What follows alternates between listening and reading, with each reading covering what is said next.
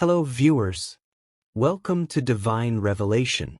My name is David, and I share powerful stories of people who have seen the other side.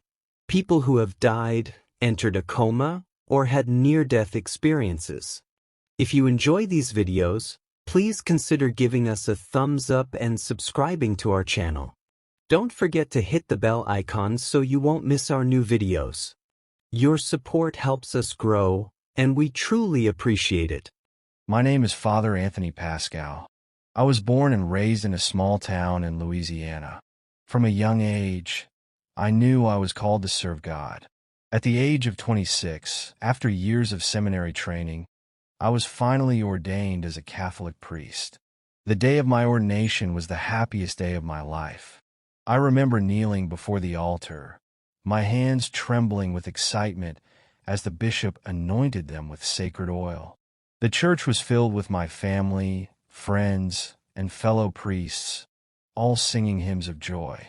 I felt a divine presence surround me, as if heaven itself rejoiced at my commitment to God. For the next 2 years, I served my parish with passion and devotion. I prayed fervently, preached with conviction, and guided souls toward God. People loved and respected me. Many came to me for confession, seeking counsel and comfort. I was confident that I was walking in the path of righteousness. One evening, my senior colleague, Father Gabriel, invited me to a private meeting. He was a respected priest, known for his wisdom. I admired him greatly. That night, he led me into a secret room beneath the church. There, he revealed things that shook my soul. He introduced me to a something satanic, deeper power, promising that it would grant me influence, wealth, and authority beyond what I had ever imagined. I hesitated at first, but his words were persuasive.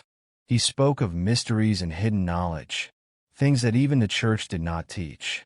My curiosity grew, and against my better judgment, I allowed him to initiate me into something terrible a priest should ever imagine, and that would soon destroy my soul and that of those under my voice. From that night forward, my heart changed. My prayers became empty. My hunger for righteousness faded. I began craving power and influence more than God's presence. Darkness creeped into my soul, becoming too dangerous to be trusted with shepherding over innocent souls. It had been 5 years since my initiation into the secret brotherhood. By then, I was fully consumed by its works. I had abandoned true faith, though outwardly, I still wore the robe of a priest. My wife, Maria, was a strong Christian woman. She often prayed for me, even when she noticed my spiritual decline.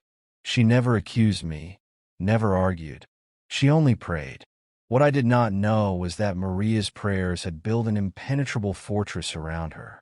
The Brotherhood had given me an assignment, an unspeakable task.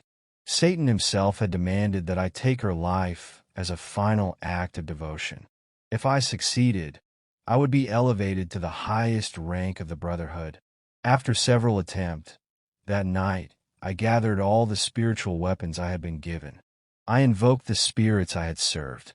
I called upon the dark forces that had empowered me for years. But as I launched my spiritual attack, something happened that I never expected. My wife stood firm. Her faith was unshakable. The power that protected her was stronger than anything I had ever encountered. No matter what I tried, I could not touch her. Then, suddenly, something struck me instead, a force greater than I had ever known. It hit me like lightning. My heart failed instantly. I collapsed on the floor of our parlor. The last thing I saw was Maria rushing toward me, screaming my name, and then I died. As my spirit left my body, I floated above the scene. I saw Maria weeping over my lifeless form. But before I could comprehend what was happening, a mighty angel appeared. His face shone with unbearable light, and without a word, he seized me and carried me at unimaginable speed. I expected heaven. Instead, we descended. Hell is real. I saw it with my own eyes. The moment we arrived, An enormous screen appeared before me. On it, my entire life played back from the moment I joined the Brotherhood. I saw Father Gabriel leading me into darkness. I saw the rituals, the secrets, the deception. Then I saw something that shook me to my core.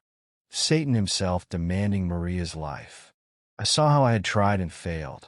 I always thought these were hidden in secrets, but everything lays bare in this realm. And then I saw how I had died by my own doing. The angel moved me to a different place. I saw every person I had influenced toward hell. I saw the lost souls, the men and women who had followed my teachings, believing I was a true servant of God. They had trusted me, and I had led them to destruction. Their cries filled the air, their arms stretched toward me, pleading for help. I heard others saying, "You lied to us," but they could not reach me. They were bound by an unseen force, with demons laughing and mocking them.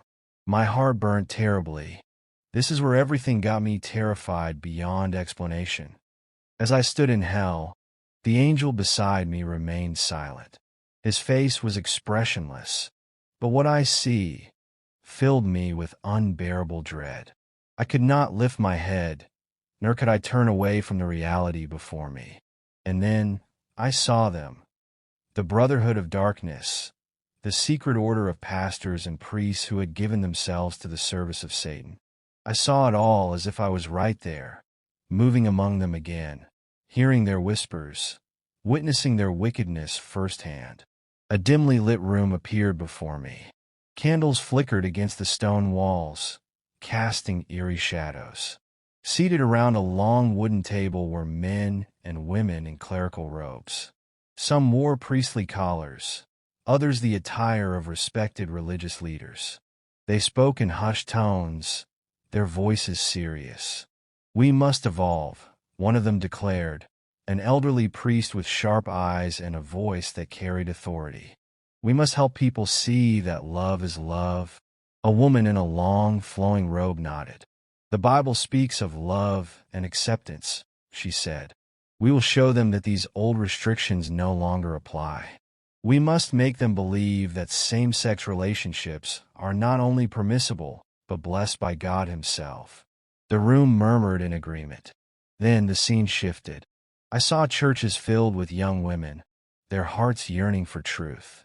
But instead of truth, these pastors and priests poured poison into their souls.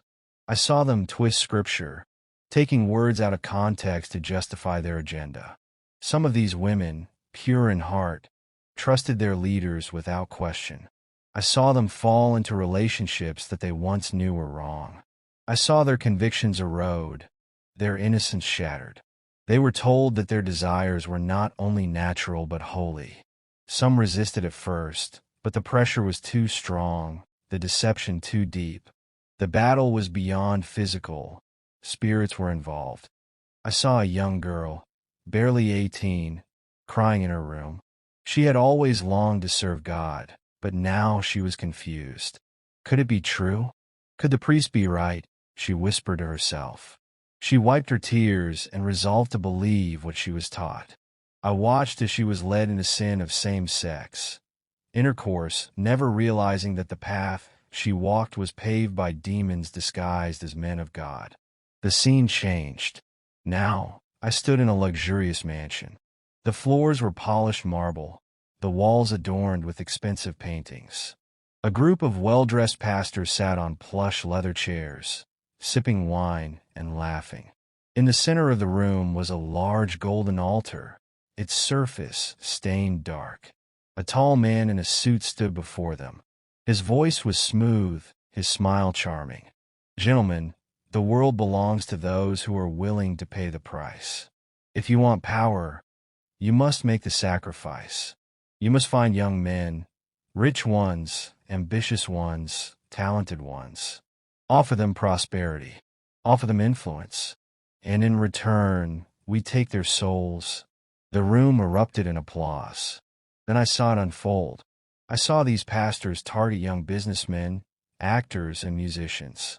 They promised them success, promotions, awards, wealth beyond their imagination. And in exchange, these young men unknowingly sold their souls to Satan. I saw a young entrepreneur, full of dreams, shaking hands with a pastor he trusted. The moment their hands touched, a dark shadow passed over him. From that day forward, nothing in his life was the same. Same-gender marriage. He became wealthy, yes, but his peace vanished. Nightmares tormented him. An invisible force drained him of life, until, one day, he collapsed and died mysteriously. Another man, a famous actor, was invited into the brotherhood. He was promised fame beyond measure, and for a while he had it, but then his health began to fail. No doctor could diagnose his illness. He withered away, and on his deathbed, he cried out, realizing too late that his soul had been taken long before his body died. It's really pathetic. I was taken to another place, a church office, beautifully furnished. A priest sat behind a large desk, listening intently as a woman sobbed before him. My husband has changed, she wept. He no longer talks to me. He stays out late. I feel like I'm losing him. The priest sighed, shaking his head as if in sympathy. Marriage is hard, my daughter, he said. Sometimes we must accept that love fades. She wiped her tears. But isn't marriage sacred? Shouldn't I fight for my home? A dark shadow flickered in the priest's eyes. God wants you to be happy, he said smoothly. Perhaps it is time to move on. He slept with her. I watched in horror as this woman, once devoted to her marriage, was subtly manipulated into leaving her husband. And then I saw it happen again, and again, and again. These pastors were trained in destruction. They planted doubt. They encouraged division. They made people believe that divorce was the answer. I saw three main reasons they used to break homes. Infidelity. They encouraged lustful desires, making spouses believe they were missing out on something better. Financial struggles. They convinced couples that money was more important than love, fueling arguments that led to separation. Miscommunication and lack of trust. They created misunderstandings, planting suspicion and bitterness in marriages. And as these homes fell apart, the children suffered. I saw them crying in the night, broken and lost. Some turned to drugs. Others became prey for the same dark forces that had taken their parents. Then, the most horrifying scene of all. I stood before a large building that looked like a hospital. Women walked in, unaware of the evil that awaited them. Inside, the doctors performed abortions, not for medical reasons, but as sacrifices. I saw them collect the blood in bowls, chanting as they offered it to their master. Some women walked out, never realizing the spiritual damage they had suffered. Others left in agony, their wounds destroyed forever. Some bled for months, then died, never knowing that the true cause of their suffering was not physical, but spiritual. I saw them, souls crying in torment, lost forever. I fell to my knees trembling. I had been a part of this. I had walked with these men. I had spoken their words, led others into deception. And now, I saw the consequences. The souls I had misled reached out to me, their faces twisted in pain. You deceived us, they wailed. You led us here. Demons circled me, laughing. And in that moment, I knew I was no different from them. I was guilty. I deserved this place. Then, suddenly everything changed. A bright light pierced the darkness. In the midst of hell's horrors, Jesus appeared. His presence silenced everything. The demons trembled. The wailing souls stopped to gaze upon him. The moment I saw him, I felt something I had never felt: peace. An unexplainable love radiated from him. I fell to my knees, weeping. Without speaking, he revealed something to me. I saw that I had been given a second chance. I was to return and warn those still alive before it is too late.